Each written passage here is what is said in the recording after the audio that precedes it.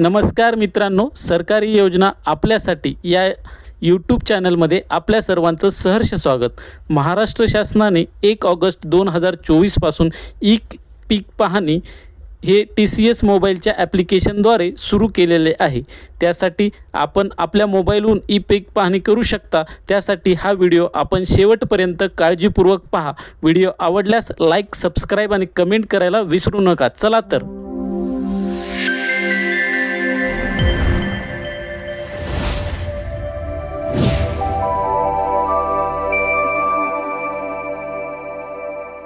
सुरुवातीला तुम्ही प्ले स्टोअरवरती जाऊन ई पीक पाहणी ॲप्लिकेशन टाईप करायचं आहे।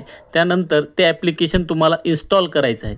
माझ्याकडे ते ॲप्लिकेशन पूर्वीच इन्स्टॉल असल्यामुळं मी ते ओपन करत आहे। ओपन केल्यानंतर तुम्हाला सर्वात महत्त्वाची गोष्ट करायची ते म्हणजे तुम्हाला तुमची कायम पड किंवा चालू पड जी काय असेल तर ती तुम्हाला त्यामध्ये नोंदवणे आवश्यक आहे। बघा, यामध्ये तुम्हाला तुमचा खाते क्रमांक निवडायचा आहे, गट क्रमांक निवडायचा आहे, तुमची जी पडीचा प्रकार आहे कायम चालू ती निवडायची आणि त्यानंतर तुम्हाला पड बघा हे कोणत्या प्रकारची पड आहे हे सुद्धा तुम्हाला त्यामध्ये नोंदवायचं आहे। जर पड नसेल तर ही माहिती नोंदवणं आवश्यक नाही। त्यानंतर तुम्ही होमवरती जाऊन तुम्हाला पीक माहिती नोंदणी करायची आहे। त्यासाठी तुम्हाला बघा खाते क्रमांक निवडायचा आहे। तुमचा खाते क्रमांक निवडला, तुमचा गट क्रमांक निवडायचा आहे, आधीच निवडला होता, त्याचं क्षेत्र ऑटोमॅटिक तिथे वरती येईल।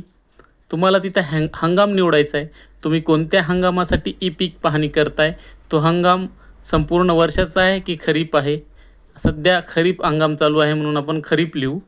बघा पिकाचा वर्ग, आता तुम्हाला निर्भीड पीक म्हणजे एकच पीक फक्त आहे तुमच्या शेतात, मिश्र पीक म्हणजे बहुपीक, पॉली हाऊस पीक आणि शेडनेट हाऊस पीक।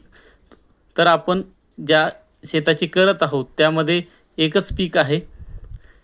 निर्भळ पिकाचा प्रकार, पीक कोणतं आहे तुमचं, फळबाग आहे की पीक आहे ते तुम्हाला निवडायचं आहे।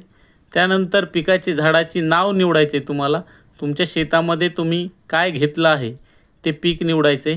त्यानंतर जर तुमचं पूर्ण क्षेत्र एकच पीक असल्यामुळे पूर्ण क्षेत्र असेल, जर बहुपीक असेल तर तुमचं कोणत्या क्षेत्रात किती आहे ते तुम्हाला निवडायचे। जलसिंचनाची साधने कोणती आहेत ते निवडायचं। अजल सिंचित म्हणजे कोरडवाहू, खाजगी कालवा, सरकारी कालवा, कूपनलिका, बोरवेल, विंधनविहीर, विहीर, तलाव, बंधारा, जलाशय उपसा सिंचन, कालवा उपसा सिंचन, सहकारी उपसा सिंचन, अन्य सर्वेमधील विहिरी, नदी नाले, शेततळे, सामूहिक शेततळे, अन्य सर्वेमधील विंधन विहिरी, बोडी, अन्य सर्वे नंबरमधील कूपनलिका, यापैकी जो तुमचा प्रकार आहे तो तुम्हाला निवडायचा आहे। त्यानंतर बघा आपण कोरडवाहू निवडल्यामुळे इथे कोणताही प्रकार येणार नाही। लागवडीचा दिनांक, तुम्ही ज्या तारखेला पीक लागवड केली तो दिनांक तुम्हाला निवडायचा आहे। आता त्यानंतर तुम्हाला तिथून पुढे जायचे। पुढे गेल्यानंतर तुम्ही प्रत्यक्ष जर शेतामध्ये असाल तर तुम्हाला तिथे तुमच्या याची छायाचित्र घ्यायची, पण आपण शेतामध्ये नसल्यामुळे आपण सध्या एक डमी छायाचित्र वापरू। ते छायाचित्र तुम्ही अपलोड केल्याबरोबर तुम्ही किती अक्षांश, रेखांश आणि तुमचे किती अंतर आहे त्या गटापासून हे अचूकरित्या दाखवलं जाईल। त्यानंतर परत दुसरं एक छायाचित्र तुम्हाला अपलोड करायचं आहे। ते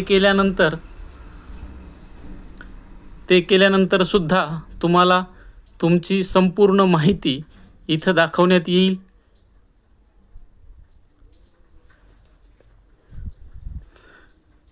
बघा संपूर्ण माहिती किंवा ते फोटो सध्या लोड होत आहेत। त्यानंतर त्यावर पण सुद्धा तुमची अचूकता दाखवलेली असेल। त्यानंतर तुम्हाला त्या ॲरोवर क्लिक करायचे, मागे न जाता ॲरोवर क्लिक करायचे। तुमची संपूर्ण माहिती इथे दिलेली आहे। बघा वरीलप्रमाणे पिकाची माहिती योग्य व अचूक असल्याचे मी घोषित करतो, यावर तुम्हाला टिक करायची आहे आणि तुम्हाला पुढे जायचं आहे।